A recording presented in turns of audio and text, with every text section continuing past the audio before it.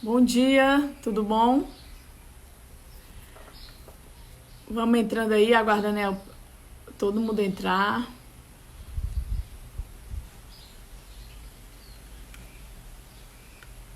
Só ajeitando aqui. Gente, bom dia. Seja bem-vinda, amiga Carla, tudo bom, amiga? Beijo, saudade de você. Fabiano. Cris, beijo, Cris. Bom dia pra vocês. Sejam muito bem-vindos, gente, nessa live de hoje. Vai ser uma live muito bacana. E, assim, tô esperando aí o Messel. O Messel é um grande amigo lá de Santana do Acaraú. Abraço, Messel. Gente, eu tô só esperando o nosso convidado entrar, o Dr. Fábio Eugênio. Ele é especialista, né, em reprodução humana, reprodução assistida. Então, hoje a live vai ser bastante interessante. E aí, Felipe, tudo bom? Meu amigo, cadê a Bar? Nunca mais a gente se falou, né? Saudade de vocês, viu? É bom que essa live é um povo do Rio Grande do Sul, povo de Portugal, é sempre bom, né? Então, gente, voltando aqui, a live hoje vai ser exatamente sobre essa questão, né? A gente vai estar falando do provimento. Chegou aí o nosso convidado, a Clínica Medicina Reprodutiva. Vou já convidá-lo aqui para fazer parte, né? Então, a gente vai falar hoje sobre o provimento 63, né? O provimento 63 de 2017 do... Deixa eu logo aceitar ele aqui. Do CA. Enquanto isso, as pessoas vão entrando. Fernanda aqui com a gente. E aí, amigo, Roberto, tudo bom? Como é que tudo tá? jóia? Gente, é doutor Fábio Eugênio, mas ele é meu amigo, eu só consigo chamar ele de Fábio Eugênio. Não consigo colocar esse doutor no meio, não.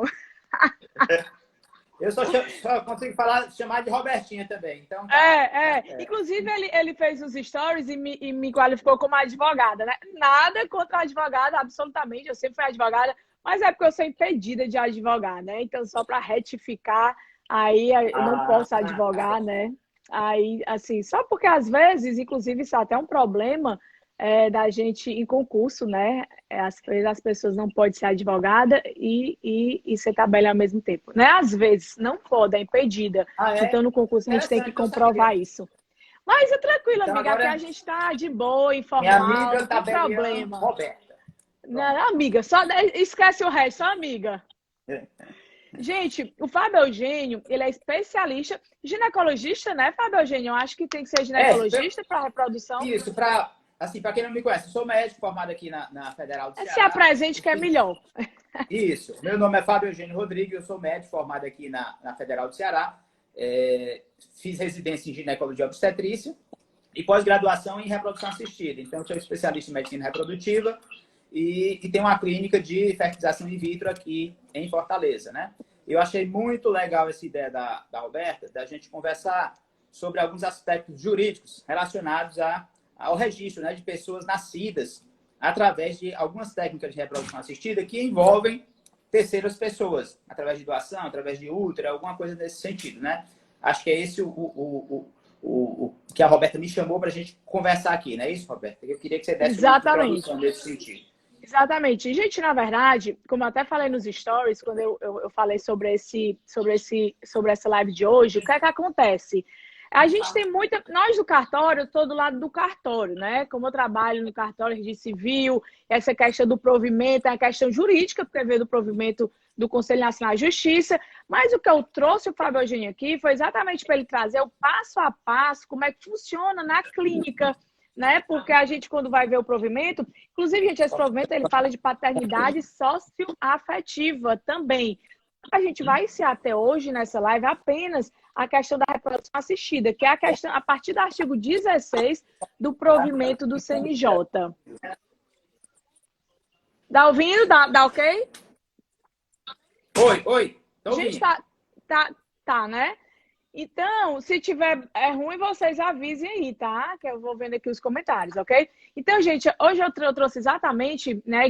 E fico muito grata pelo ele ter aceito o meu convite, que é para ele falar dessa questão, porque a gente sabe, né, em cartório, que tem a questão do diretor da clínica, que ele tem que dar uma declaração, não é isso, Fábio Eugênio? E a Isso, gente vai exatamente. falar, trouxe aqui algumas perguntas, alguns dados também, muitas pessoas têm essas dúvidas, né?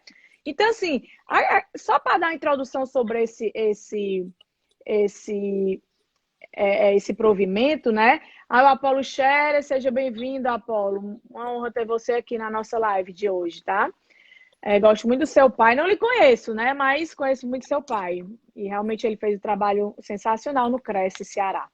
Gente, então vamos lá. As normas éticas para o uso de técnicas de reprodução assistida, elas devem ser seguidas por todos os médicos do Brasil, né, Fábio Eugênio? Então, esse provimento, ele veio exatamente para alinhar, para unificar todas essas normas. E, inclusive, devido à questão da igualdade, né, hoje não tem mais isso. Tanto faz heterossexual, homossexual, do mesmo jeito, são o mesmo tratamento, não é isso?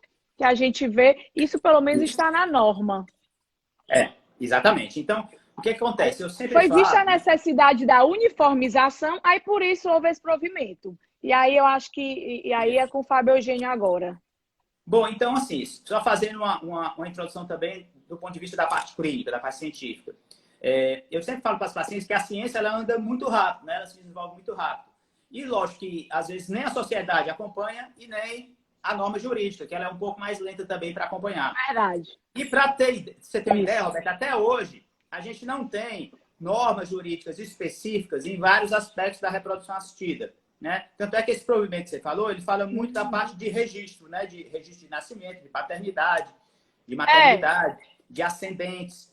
Mas, assim, tem vários pontos ainda que são normatizados. É porque, Fábio, gente, só para dizer rapidamente, esse provimento, na verdade, ele vem para poder auxiliar nós cartorários, para ensinar a gente como é que a gente deve proceder com relação à reprodução assistida.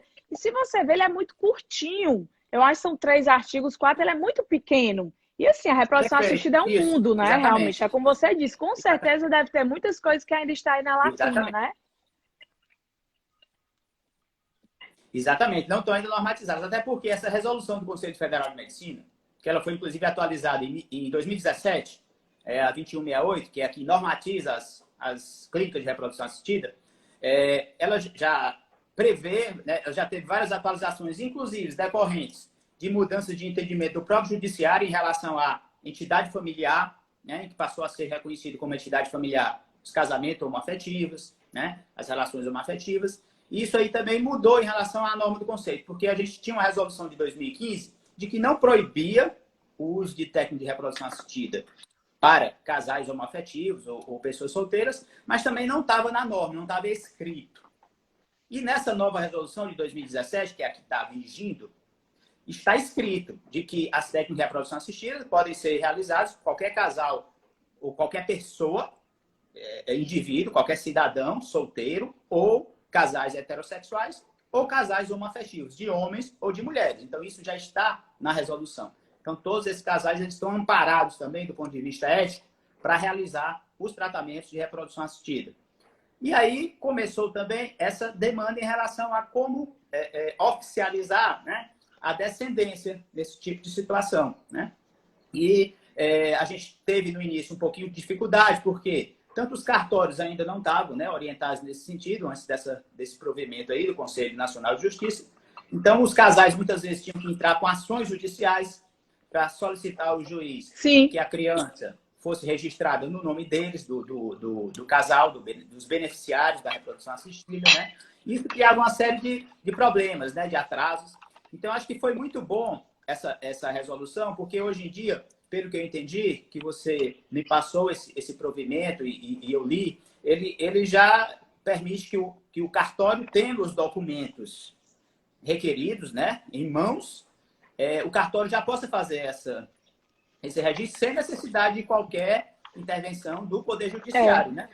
Tá, inclusive, no artigo 16, ele fala que será feito no livro A, né, que é um livro do cartório de registro civil das pessoas naturais, e diz que é independente de prévia autorização judicial, né? Obviamente, é preciso do comparecimento de ambos os pais, mas se for casado ou estiver em união estável, basta um deles comparecer. Então, isso é bem claro. Então, é como você disse, hoje facilitou muito, né? Cada vez mais os cartórios estão assim, o face do mundo judiciário, né? Colaborando nessa questão judiciária para poder não necessitar. Isso facilita muito para todas as pessoas, para a população como um todo, né?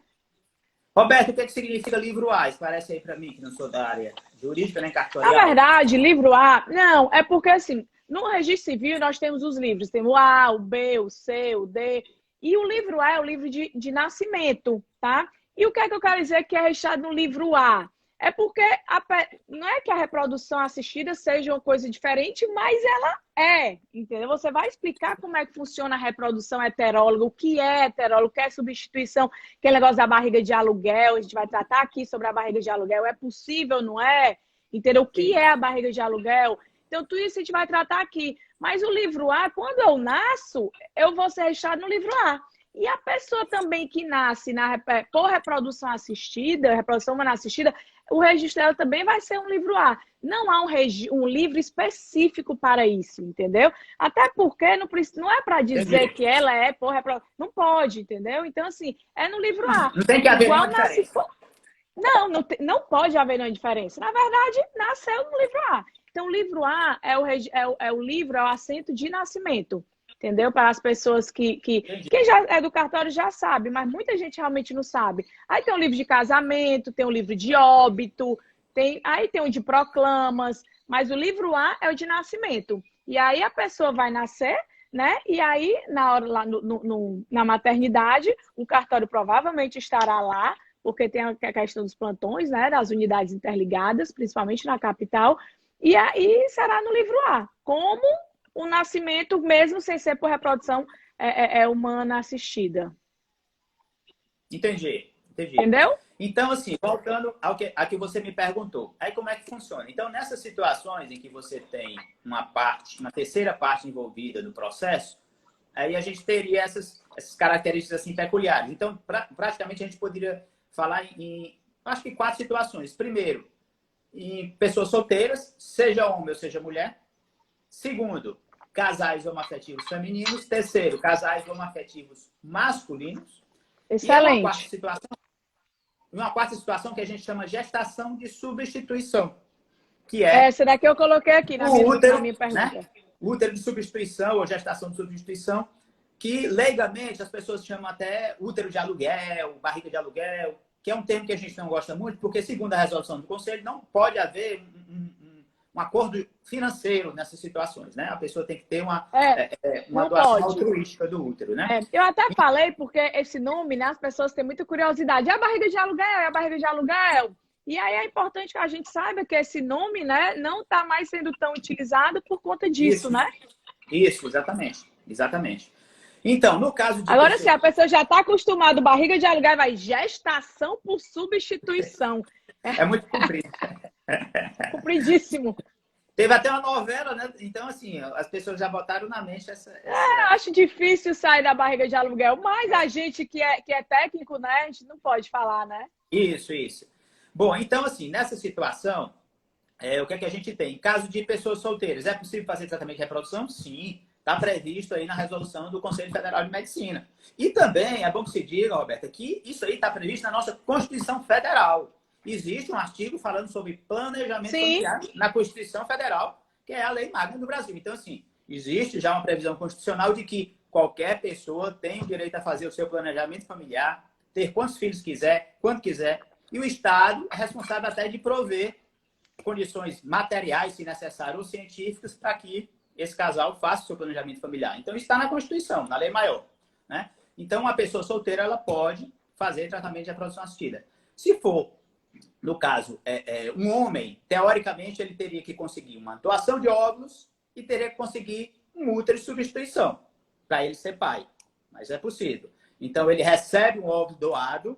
Essa doadora ela tem que ser anônima. Então, a doação de gametas no Brasil é anônima, seja de sêmen ou seja de óvulo. Esse óvulo é fertilizado com o espermatozoide desse homem que quer ser pai. Forma-se o embrião. E esse embrião, então, lógico, precisa ser implantado no útero. E aí entra o útero de substituição. Então, nesse tipo de caso de pessoas solteiras, a gente tem 2 processos. Tem a doação e ainda tem o útero de substituição. Tem a doação do óvulo, né? E tem o útero de substituição. Esse útero de substituição, pela norma do Conselho, deve ser de uma pessoa da família desse homem que quer ser pai. Podendo ser em até 4º grau, o grau de parentesco. E aí, implanta-se o embrião no útero dessa mulher. A clínica, durante esse processo, tem que fazer todo um consentimento informado, explicando para a mulher como é que funciona todo o processo, de que ela vai fazer uma gestação de substituição, quais são todos os procedimentos médicos e os riscos decorrentes de uma gravidez, para ela estar bem ciente. É necessário ter uma avaliação psicológica nesse caso, para dizer que ela sabe que vai gestar uma criança e que ela não vai exercer a maternidade depois dessa criança nascida, né? E ela assina um termo de compromisso dizendo isso, que a filiação, né, dessa criança é daquele homem que quer ser pai exclusivamente, tá? Muito bem, então isso no caso do homem solteiro. No caso da mulher solteira, né, facilita um pouco, lógico, ela tem óvulo e ela tem útero. Então ela pode fazer um processo de inseminação ou de fertilização com o sêmen de doador. Esse sêmen de doador, existem bancos de sêmen no Brasil que são aprovados pela Anvisa, tem todo um processo de regulamentação, e eles fazem a distribuição desse sêmen de doador para todas as clínicas do Brasil. Então a gente pode solicitar um sêmen, eles mandam, de acordo com as características que a mulher queira, e aí faz nela ou uma inseminação, que é a colocação do sêmen direto dentro do útero, ou uma fertilização, que é coletar o óvulo dela, formar o embrião em laboratório e colocar no útero dela, tá? Nesse caso, Roberto, eu acho que é mais fácil do ponto de vista de registro e cartorial, por quê? Porque a mãe que vai dar à luz é a própria mulher que procurou o tratamento. Então, assim, ela é mãe, ela está dando... A declaração de nascido vivo vai sair no nome dela e o registro de nascimento também vai ser feito no nome dela. Então, acho que não teria nenhum problema, né? E se eu não me engano, você me corrija se eu estiver errado, a paternidade do caso, em muitos casos, existe até mulheres que engravidam naturalmente que não querem colocar, por algum motivo, o nome do pai, né? Isso no registro de nascimento acontece. Sim, isso às vezes. Acontece. E tudo. Isso aí não tem nenhum problema do ponto de vista legal, né? Na realidade, essa questão da paternidade, não tenha problema legal. Às vezes a pessoa realmente tem muitos casos, né, de registro de nascimento livre, que as pessoas não têm pai ali. Às vezes o homem mesmo não quer, às vezes a pessoa sumiu, né? Isso acontece demais, apesar de... Acontece muito interior, principalmente.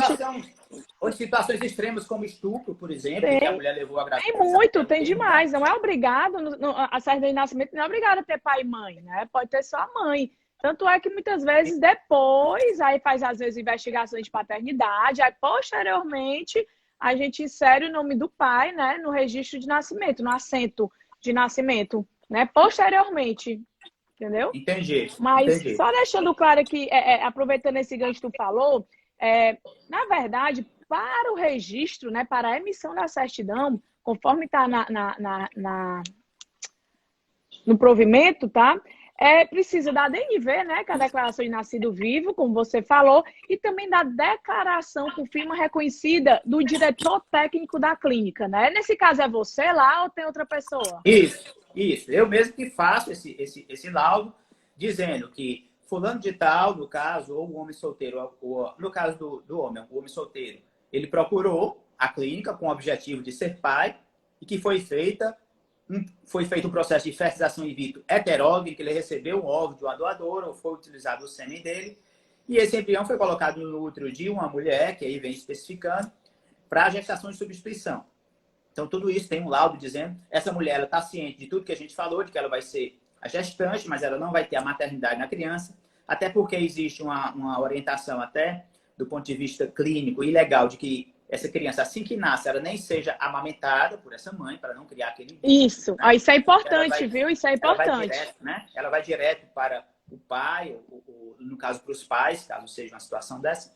Então, tem tudo isso, e isso tudo é registrado desde o início da gravidez. Até por isso, hoje em dia, né? E aí, inclusive, Fábio Eugênia, ela tem até que assinar um termo de compromisso, né? Firma, a doadora temporária, a gente chama de doadora temporária do útero, né? Com firma reconhecida em cartório, dizendo que está ciente de toda a situação. É bom que seja em cartório, pelo amor de Deus. E ela abrindo mão de exercer a maternidade dessa criança após o nascimento. Ela abrindo mão em favor dos beneficiários da reprodução. Então, aí a gente já viu duas declarações, né? A declaração do diretor técnico da clínica, no caso você, né? E a da própria parturiente, né? Que ela é parturiente, mas ela está na DNV, mas ela não está no assento de nascimento, não é isso? Exatamente. Então, assim, e essa situação, então, a gente falou para solteiros. A terceira situação são casais homoafetivos, né? Então, assim, existe duas situações. No caso de um casal homoafetivo masculino, Aí funciona mais ou menos, do ponto de vista médico, como aquela primeira situação do homem solteiro masculino. A gente consegue uma doadora de óvulo, essa doadora, então, vai ceder o óvulo, esse óvulo vai ser fertilizado com o sêmen de um dos dois, se for um casal homoafetivo masculino. O embrião é formado, e aí esse embrião precisa ser colocado no útero, e aí vem a parte da gestação de substituição, ou do útero de substituição, que seria, então, uma parente de um dos dois, em até 4º grau. Pode ser mãe, filha, tia, prima, tá? Em até 4º grau. E aí também essa mulher tem todo esse processo de assinar esses termos de consentimento que a gente já falou, reconhecendo todo o processo, dizendo que ela não vai ter nenhum direito à maternidade, que a filiação dessa criança vai ser dos dois beneficiários, né, do processo de reprodução, que são aqueles 2 homens que procuraram o processo, né? E também a declaração, no caso minha, do diretor da clínica, dizendo que foi feita uma reprodução assistida heteróloga, né, que entrou o sêmen doador, entrou o útero de substituição, né? Porque com isso, com esses documentos, é como você falou, a partir do momento que a criança nasce, que você recebe no teu cartório com a declaração de nascido vivo, mas você tem todos esses outros documentos, você não precisa colocar na certidão de nascimento o nome da mãe, da declaração de nascido vivo, da parturiente, né? Você coloca dos beneficiários da reprodução assistida. No caso, esse casal de homens, né, que a gente falou. Isso mesmo. É isso mesmo. É isso mesmo. É isso mesmo. Então, assim, o que é mesmo? Então, a reprodução assistida heteróloga, o nome, eu sempre digo que o nome já está dizendo, né? Que são, né? Define aí. Exatamente. Reprodução assistida heteróloga é quando entra no processo uma terceira parte, digamos, né? Seja um óvulo doado, seja um sêmen doado, seja um útero substitutivo, né? Durante o processo. Então, que a gestação por substituição, ela seria uma espécie do gênero reprodução assistida heteróloga, não é isso? Sim, sim. Porque você está incluindo no processo uma terceira pessoa, que é essa gestante substituta, né? Que vai gestar a criança, no caso até o termo, né? E depois essa criança vai ser registrada aí no nome dos pais biológicos. É isso mesmo, é isso mesmo. E a quarta situação, Roberto, só para complementar... Não, pode falar, eu estou aqui anotando as coisas porque... E essa quarta situação é aquele caso dos casais homoafetivos femininos. Importantíssimo. Né? Então, que é muito comum hoje em dia, muito comum. Então, eu já ia falar sobre isso, Manu. Eu estava só esperando ele terminar, já ia mandar ele falar sobre... No pós-mortem, né? Já ia pedir. Então, nesses casos de casais homoafetivos, de mulheres, e aí como é que se faz? Pode ser feita ação, que é pedir um sêmen de doador e colocar no útero de uma delas, ou pode ser feita a fertilização in vitro, que é pegar um sêmen de doador e fertilizar o óvulo de uma delas ou das duas, né? E a resolução do Conselho Federal de Medicina, ela permite, inclusive, o que ela chama de uma gestação compartilhada de óvulos. Eu posso pegar o óvulo de uma mulher, desse casal de mulheres homoafetivas, fertilizar, formar um embrião e colocar esse embrião no útero da outra mulher, né? Cônjuge, no caso, né? Melhorou muito, dela. Né? Melhorou muito. Antigamente tudo isso era proibido, não era, Fábio Eugênio? Isso. É o que a gente diz, Roberto, não é que fosse proibido, mas como não estava expresso na lei, existia muita, né? Aquela situação de saber se pode, se não pode. É verdade, ficava no limbo, né? No limbo. Você não sabe até que ponto você poderia ir, como é que você estaria resguardado, né? Do ponto de vista ético e legal, nesse sentido. Mas assim, uma pessoa, Fábio, gente, que ela foi bater nos Estados Unidos para fazer essas coisas aí de vocês aí, não pôde fazer aqui, porque aqui não podia. Eu não lembro também o que é. Mas... Então, tem algumas situações que a legislação brasileira não permite, mas que... E foi recente, assim, tipo 5 anos atrás, entendeu? 4. Mas atualmente ainda acontece, Roberto. Vou te dizer por quê. A legislação de reprodução assistida, ela muda um pouquinho de país para país. Cada país tem suas normas, tá? E os Estados Unidos, ele é, assim, extremamente liberal. Inclusive, assim, eu, particularmente, eu acho que a legislação de reprodução assistida do Brasil é muito melhor que a dos Estados Unidos. Nos Estados Unidos, porque nos Estados Unidos, esses casos de doação que a gente falou aqui, que são doações anônimas, são doações compartilhadas, nos Estados Unidos é tudo aberto. Então, se a pessoa quiser, principalmente mulheres, ela pode vender o óvulo. Ela pode botar um anúncio na internet dizendo, quero vender meu óvulo. Eu tenho uma característica tal, sou morena, sou loira, tenho cabelo preto, tenho olho azul, tenho olho verde, tenho olho castanho. Então, quer dizer, é como se fosse um catálogo. Em que a mulher pode fazer isso, é? Pode. Às vezes pode tudo, né? Pode tudo. Faz a liberdade. E hoje em dia, com a globalização, uma mulher no Brasil, ela pode pedir óvulos de uma paciente dos Estados Unidos ou da Europa e ver essas características. Sim, sim. Existem empresas que fazem esse transporte internacional de óvulos, de sêmen, de embriões. É mesmo? Então, isso. Agora, no Brasil, se ela for submeter ao processo no Brasil, ela não pode conhecer a pessoa, ela não pode ver a pessoa.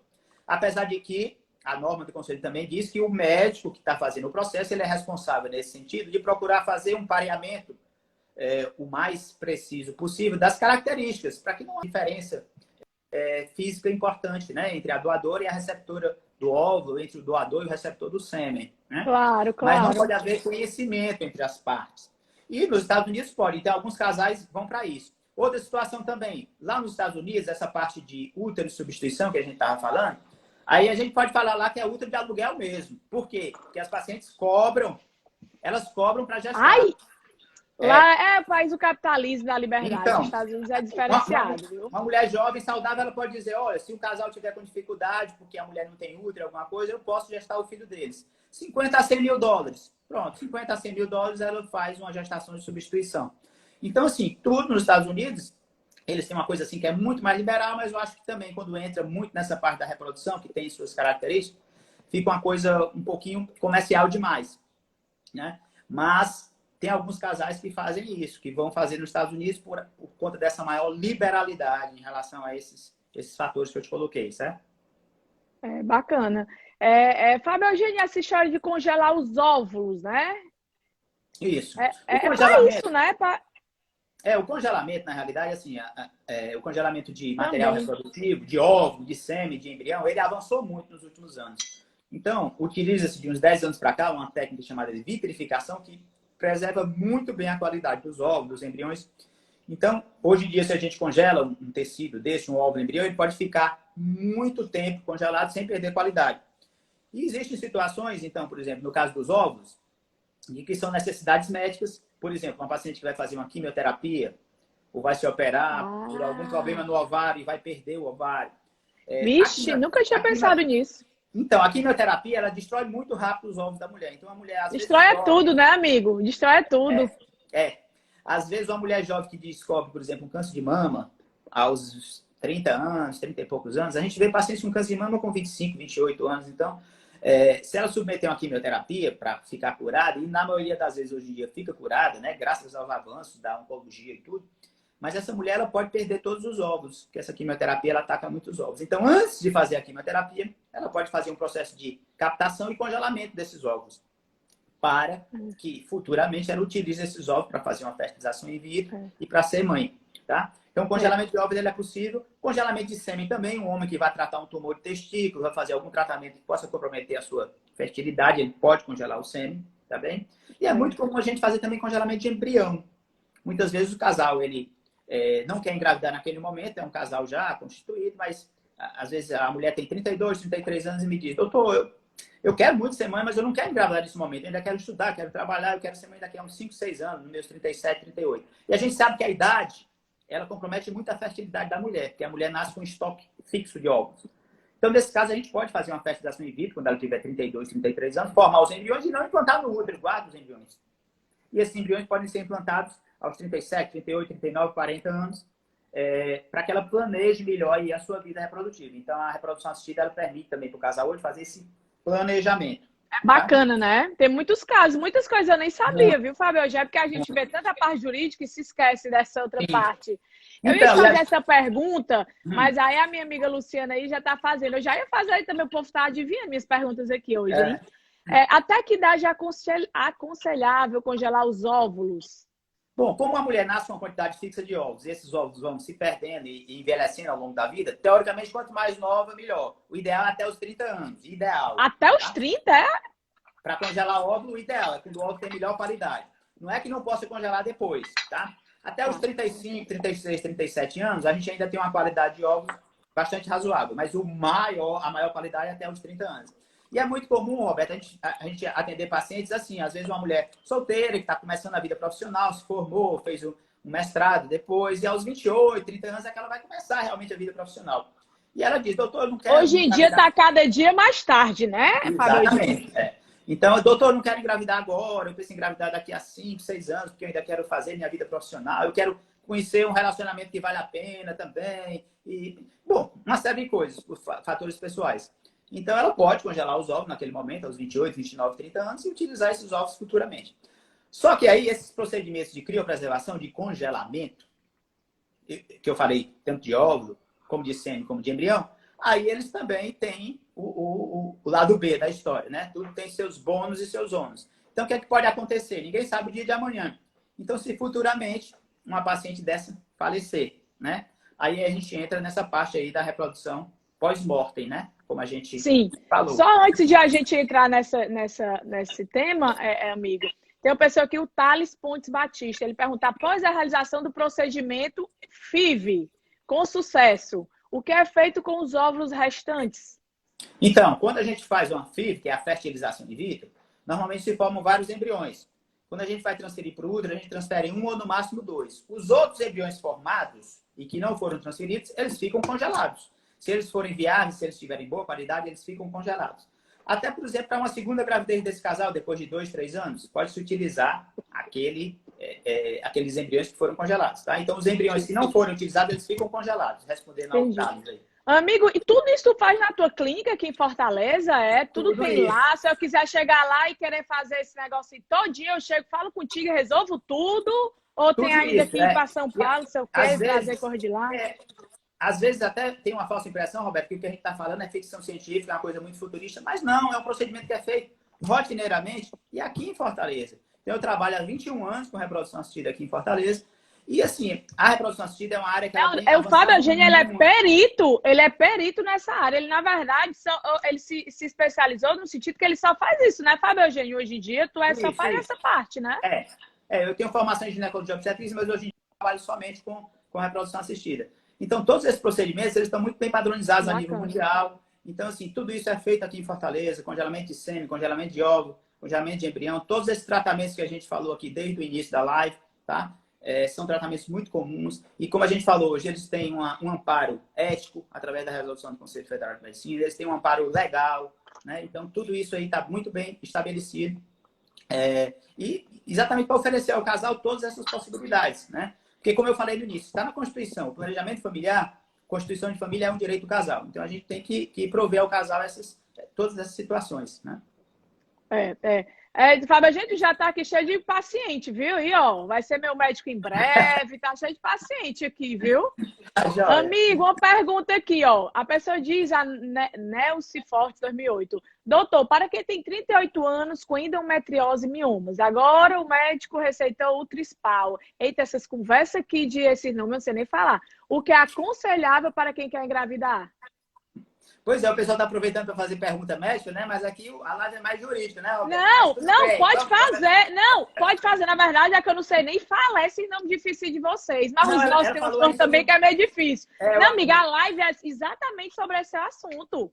Então, o jurídico já deu certo. Até tem paciente minha aí, a Marília, estou dando um alô para ela, que ela falou que está aí me assistindo. Um beijo para a Marília. Então, assim, essa medicação é um bloqueador para paciente que tem endometriose, né? É lógico, durante esse período que ela estiver fazendo o tratamento com essa medicação, ela não vai poder engravidar, mas quando resolver engravidar, seja naturalmente ou seja por alguma técnica de reprodução assistida, é só parar o uso da medicação, tá? Que ela falou aí, o Lipristal. Entendi. Aí, amigo, continuando. Aí a pessoa faleceu, né? A gente entra aqui na reprodução assistida pós-mortem, que também, isso, né, o nosso provimento, ele aborda bastante sobre isso. Me diga o que é uma reprodução assistida pós-mortem, como é que funciona, um caso prático, caso concreto. Dê um exemplo aí, porque às vezes a gente tem também com exemplo, né? O caso assim, mais comum é aquele casal, né, em que acho que duas situações mais comuns. Aquele casal em que fez uma fertilização in vitro para obter uma gravidez, como a gente falou, a gente forma os embriões, implanta 1 ou 2 embriões no útero da mulher e congela os demais. Vamos supor que aquela mulher engravidou, deu certo, ela engravidou e depois de 2, 3 anos, por algum motivo, o marido dela faleceu. E aí elas têm embriões guardados que foram formados com o espermatozoide daquele marido dela, que faleceu, e o óvulo dela. Ela tem direito de implantar esse embrião no útero dela para ter um segundo filho, mesmo o marido já tendo falecido? Esse é o grande questionamento, né? Então, a outra situação é aquele homem que congelou o sêmen. Na, na, no provimento, né? O provimento ele aborda que tem que ter um termo de autorização do falecido, né? Então, assim, Então, seria nessas importante as situações, pessoas já se precaver, tipo um testamento, é porque ninguém pensa que vai morrer e ninguém quer tratar sobre esse assunto morte, né? Mas a pessoa que for fazer isso já seria até bom no próprio. Assim, no processo aí que vocês fazem, já indicar, tá bem? Até vocês já façam, nem sei. Já indicar, né? Esse termo de autorização, ele não já vai fazer. É tanto papel que esse povo vai assinar, mais um a menos, já faz um termo de autorização, porque aí já garante, né? Já assegura poder dar continuidade com a reprodução pós-mortem, né? Assistida, no caso, pós-mortem, né? Então, assim, esse termo, ele pode ser por instrumento público, né? O que é o instrumento público? Aquele realizado em cartório, uma declaratória, ou também o instrumento público particular, mas que tenha firma reconhecida, não é isso? Isso, exatamente. Quando a gente faz os procedimentos hoje de reprodução assistida, sejam eles quais forem, qualquer desses que eu falei, homem solteiro, mulher solteira, casal homoafetivo, casal heterossexual, congelamento, existe um termo médico que, na realidade, se aplica a todas as áreas da medicina, chamado consentimento informado. Porque nesse consentimento informado, a gente coloca como todo o procedimento é feito, quais os riscos envolvidos, quais as situações envolvidas naquele procedimento, para que o casal fique ciente. Importante orientar o casal de todos os passos do processo. E, ao final, o casal assina, dizendo que está ciente de todos os passos. Nessas situações, então, o consentimento informado é utilizado em todos os tipos de tratamento. Naquelas situações em que você vai congelar material biológico, seja sêmen, seja óvulo, ou seja, embrião, existe uma cláusula nos consentimentos informados, já é uma recomendação também da Sociedade Brasileira de Reprodução Assistida e do Conselho Federal de Medicina, de que nessas situações em que você vai congelar material, você coloca uma cláusula lá dizendo o que fazer com esse material no caso de falecimento da pessoa ou falecimento de um dos dois cônjuges, tá? Sim. Então, sim. já existe uma previsão. E aí a pessoa assina e é feito o reconhecimento em firma disso aí. Para se futuramente ocorrer uma situação tipo essa que a gente colocou, né? A gente já tem um amparo. O que fazer com esse embrião? Tem casal que diz, não, se ocorrer o falecimento de um dos dois, a gente quer que esse embrião seja descartado. Ok? Ou tem casal que diz, não, se ocorrer o falecimento de um dos dois, a gente quer que esse embrião possa ser implantado no útero da mulher, mesmo o marido tendo falecido, tá? Também é uma opção. Então, existe... E o congelamento de óvulo também. A mulher pode dizer, não, se eu falecer, esses óvulos podem ser doados, devem ser descartados, podem ser utilizados. Então, todas as situações, ela já tem que ter uma previsão exatamente para orientar a clínica o que fazer nessas situações, né? É importante, né? É quase que o testamento, né? Assim, a pessoa está Isso. dizendo o que é que ela quer, né? Com a morte dela. Isso. E a situação e a resolução, a mais atual, 2168, de 2017, do Conselho Federal de Medicina, ele já coloca isso aí, que é permitido a reprodução humana pós-mortem, desde que haja, né, uma autorização, e como você falou, é um instrumento público ou particular com firma reconhecida de que essa pessoa autoriza a utilização dos seus gametas ou dos seus embriões após a morte, né? Amigo, deixa eu responder aqui. Eu não, né? Você, porque eu não tenho a técnica para responder isso, não. É uma pessoa que perguntou que é da geração do anticoncepcional, né? Sim. Quem bem soubesse, né? Nem usava esses anticoncepcionais. Mas eu não sou médica para falar, né? Sou super contra. Mas vamos lá. Mas ela disse que toma porque tem ovários policísticos, né? Isso atrapalha ou impossibilita? Não, diga que ela pode ficar tranquila. O anticoncepcional só vai bloquear a fertilidade dela durante o período que ela estiver tomando o anticoncepcional. Mas quando ela parar, ela volta a ter uma fertilidade normal. Não tem nenhum problema tomar anticoncepcional, não, tá? Entendi. E com miomas, pode fazer a fertilização? Pode. Alguns miomas, em casos extremos, podem ser necessários ser retirados antes. Se faz uma cirurgia chamada miomectomia, que é a retirada cirúrgica do mioma, mas o útero fica preservado e a paciente pode fazer o tratamento depois, sim. Aqui uma pergunta importante, amigo, que a pessoa fez aqui. O material congelado, óvulos e embriões, será sempre do casal ou em algum momento passa a ser da clínica para fins científicos ou para novas fertilizações? Interessante a pergunta. Muito interessantíssima. Na realidade, assim, o que é que determina? A clínica, ela faz a guarda do material biológico, seja óvulo, seja sêmen, seja embrião. Mas isso aí é do casal. A gente só pode fazer qualquer coisa que o casal determine. Ou que o casal determine no momento em que o procedimento é feito, como a gente falou, assinando o consentimento informado. Ou se o casal mudar de ideia depois, ele vai à clínica, faz um novo consentimento, assina, reconhece firma e a gente faz isso, tá? Bom, então esse material pode ficar congelado o tempo que for. Nós temos lá na clínica casais que têm embriões ou óvulos congelados há mais de 10 anos, tá? Basta que ele anualmente informe a clínica se houve alguma mudança de endereço, alguma mudança de contato, para a gente conseguir contactar o casal. Agora, tem uma situação que eu acho que se enquadra na pergunta que essa pessoa fez, que é o abandono. Tem situações, Roberto, que às vezes o casal faz o tratamento, implanta embrião, mulher engravida e deixa os outros embriões congelados. E esse casal some, nunca mais entra em contato com a clínica, os embriões ficam lá muito tempo, abandonados, tá? Existe uma anualidade que o casal tem um custo anual que o casal paga para manter esse congelamento de embrião, que é um valor pequeno, mas às vezes o casal perde contato, ou muda de endereço e a gente não tem mais contato. E estava criando um grande problema, principalmente, porque estava ficando muito embrião estocado, principalmente em clínicas aí ao redor do mundo, que eram muito antigas.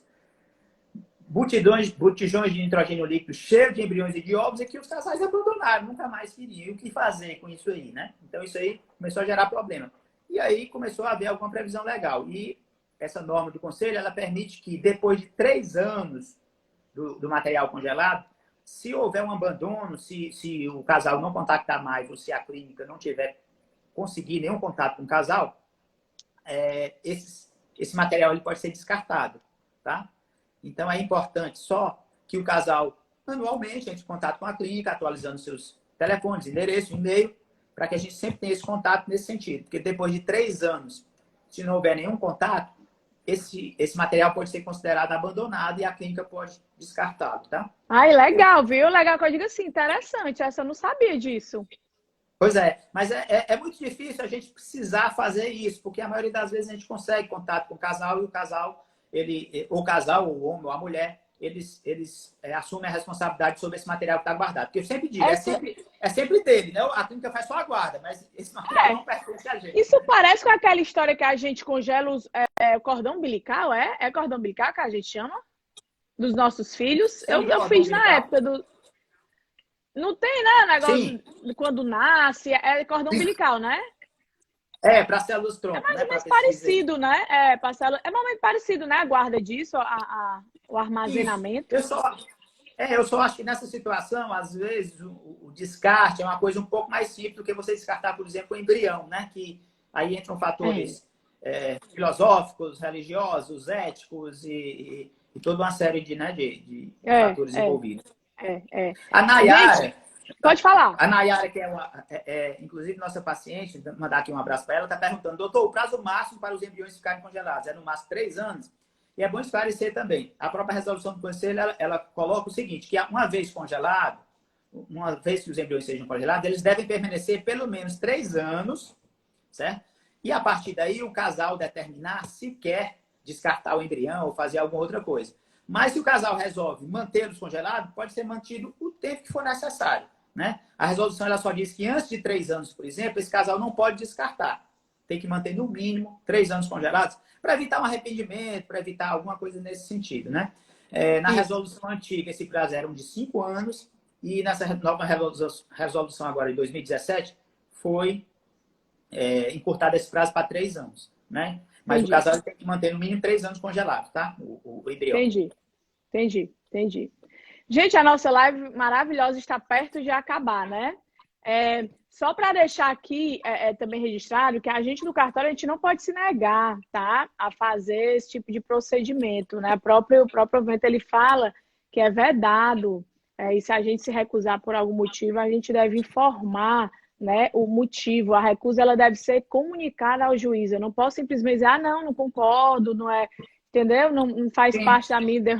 Não pode. É igual casamento homoafetivo que hoje em dia nós fazemos, né? Casamentos homoafetivos, é plenamente possível. Não cabe a mim, tá? Como tabelião, ou escrevente, ou juiz de paz que seja, dizer que eu não posso fazer porque a minha religião, por exemplo, não permite. Não pode, tá? Isso não pode, a gente não pode fazer. Roberta. E assim, Pode falar. Deixa eu te fazer uma pergunta, aproveitando aqui. Uma situação real, né? Para ver o que é que você me diz. Recebi contato recentemente de um casal homoafetivo, de mulheres, só que elas não moram aqui. Elas são de Portugal. Que inclusive você adora, que você fez o seu mestrado lá, né? Em Portugal. Amo. Então, elas estão querendo vir fazer um tratamento aqui no Brasil, tá? Nessa situação, vamos supor que elas façam um tratamento, que elas engravidem, elas vão pegar um semi-doador e fazer o tratamento em nenhuma delas. No momento do nascimento, por elas não serem naturalizadas brasileiras, do ponto de vista cartorial, tem algum problema nesse sentido? Como é que você... Tu já teve uma situação dessa ou você... Bem, agora eu digo, né? Eu, na verdade, no meu cartório não, porque lá na Miraíma, a montada não tem dessas coisas. Lá ainda não chegou essas coisas assim, não, viu, amigo? Tá certo. Essas modernidades não chegou lá ainda, Essas não. modernidades lá não chegou, não. Um dia desse chegou lá um casamento homoafetivo. E aí, esse interior ainda é aquele negócio um pouco mais, né? Assim, não é como a capital, as coisas começam bem mais rápido, bem mais cedo, né? Sim. E aí chegou lá, e aí a pessoa me ligou e disse assim: olha, doutora, eu já me informei, já liguei para o seu cartório várias vezes, só que não era meu cartório, era do antigo tabela. E as pessoas não me respondem.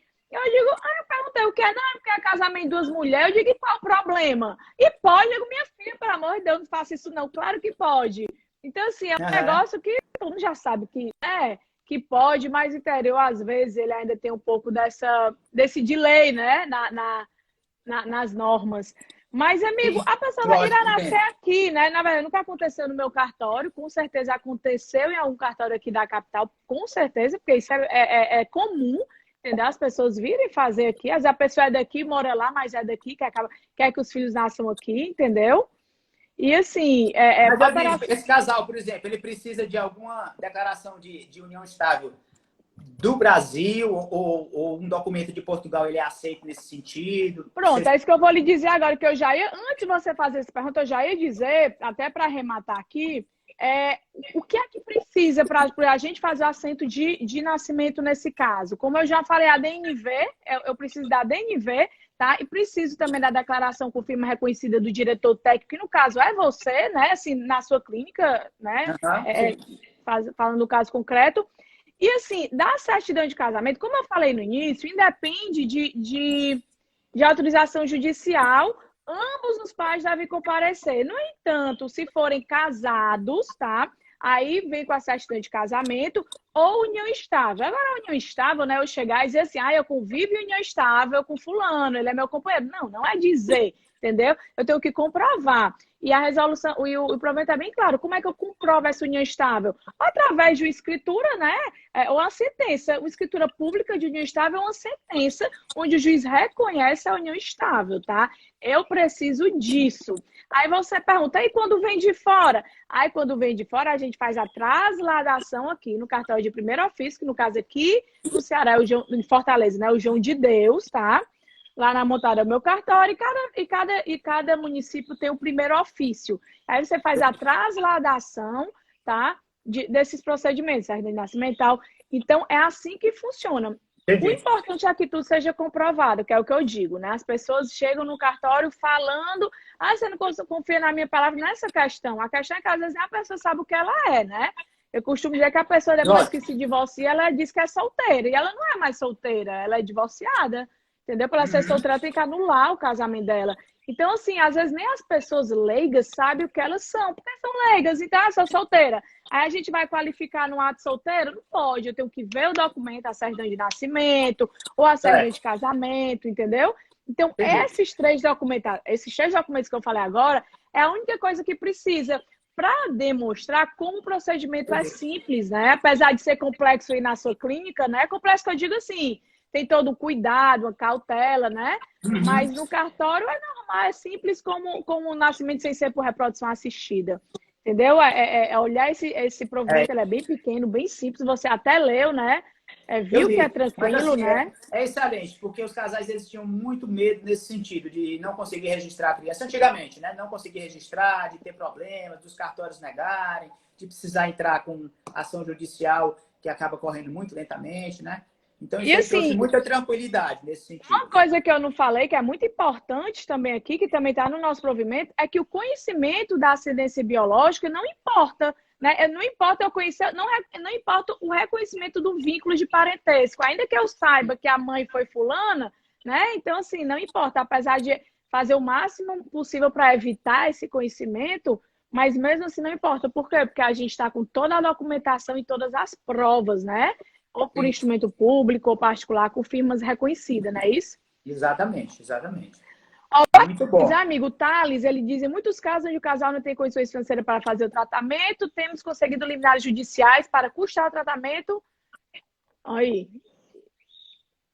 Existe algumas situações, exatamente por isso que a gente falou, de que o planejamento familiar está previsto na Constituição. Então, alguns casais que não têm condições, às vezes, de fazer um tratamento, que tem algum custo, eles podem conseguir isso via judicial. Não é tão comum conseguir, mas alguns casos sim. A Simone está dizendo que está com 6 anos tentando engravidar. O que eu faço? Procuro o Fábio Eugênio, que ele engravida todo mundo. Eu sou amiga dele e da mulher dele. Aí eu digo, eita, que chegou o fazedor de menino. Simone, só primeiro tu tem procurar que ele que fazer, ele lógico, faz uma consulta menino. para fazer os exames, né? Para tentar identificar qual é o problema, né? A Marília está perguntando aqui, Ai, Roberto, amigo, uma quando é que volta pergunta o começo rápida, da né? clínica? Rápida, que era para eu ter falado, mas é tanta coisa que a gente fala. Como é que tá essa questão, rapidamente? A gente tem 7 minutos para nossa live derrubar a gente, tá? Então, assim, mais ou menos em 5 minutos, como é que tá essa questão do Covid, corona e reprodução assistida? Como é que estão essa questão? Eu ia perguntar isso e ia passar despercebido. Bom, assim, os dados científicos do ponto de vista de coronavírus e gravidez, até agora eles são tranquilizadores, no sentido de que esse vírus, ele parece que não causa teratogenicidade, que é o quê? Ele não altera a formação do embrião, ele não causa malformação no bebê, como, por exemplo, aquele vírus da Zika que circulou uns 3, 4 anos atrás, causava, né? Então, o coronavírus, ele parece que não causa malformação. Porém, ele é um vírus que só está circulando há uns 4 meses na espécie humana, então é muito novo, tem muito estudo ainda para ser feito. Mas até agora, pelo menos, as evidências é que ele não é transmitido pelo espermatozoide, ele não é transmitido pelo óvulo, ele não altera a formação do embrião. Durante a gravidez da mulher já grávida, a Covid, ela transcorre como uma mulher não grávida. Pode complicar? Pode, mas também pode complicar numa pessoa que não esteja grávida, tá? E no momento do parto também não parece ter um risco maior de transmitir para o bebê se forem tomados todos os cuidados. Inclusive, é liberada até a amamentação da mulher que é Covid-19 positiva, é liberada a amamentação no pós-parto.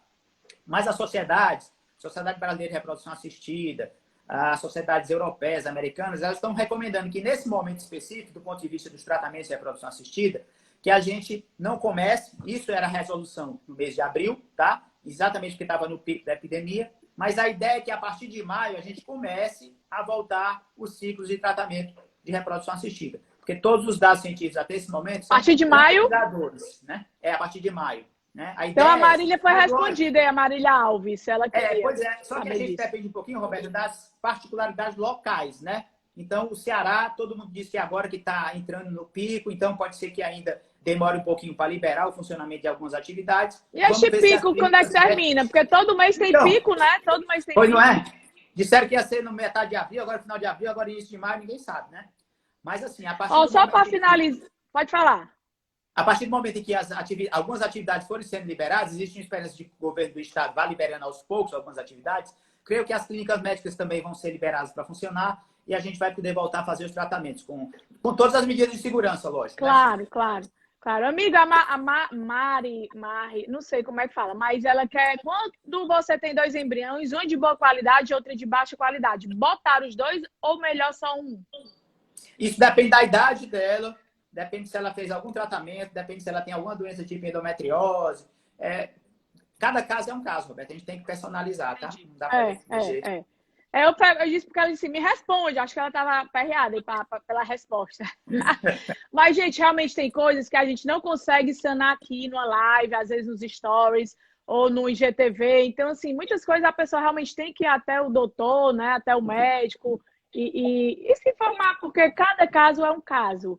Né? Eu digo muito com relação à minha profissão, as pessoas, tem pessoas que fazem perguntas, eu sou muito acessível e respondo, adoro responder, porque eu sou professora, amo ser, amo responder, amo ensinar, mas assim, tem coisas que fogem da nossa capacidade, porque a gente precisa ver o documento, a gente precisa ver a história, precisa juntar um documento com outro, você precisa ver o histórico da pessoa, se tem isso, se tem aquilo, doenças, né, congênitas, essas coisas. Então, não é aqui que a gente às vezes consegue, né? Resolver. Gente, eu queria agradecer a presença de todos vocês e principalmente do meu amigo, Dr. Fábio Eugênio. Foi muito bacana a nossa live. Só assim pra gente matar a saudade, né, amigo? Porque a gente tem mais de 40 dias que não se vê, né? A gente mora, a gente é vizinho. Também, né? A gente é vizinho, mora no mesmo condomínio, mas, né, esse coronga não tá deixando a gente se reunir, né? Não é fácil, Pois é, estamos com muita saudade também. Tomara que passe logo isso pra gente se reunir novamente, né? Todos os com certeza, vamos fazer um churrasquinho, matar né? Matar a saudade. Beijão, amigo, obrigada, viu? Foi muito bom, viu? Excelente. Beijo grande, fica com Deus. Tchau, tchau. Tchau.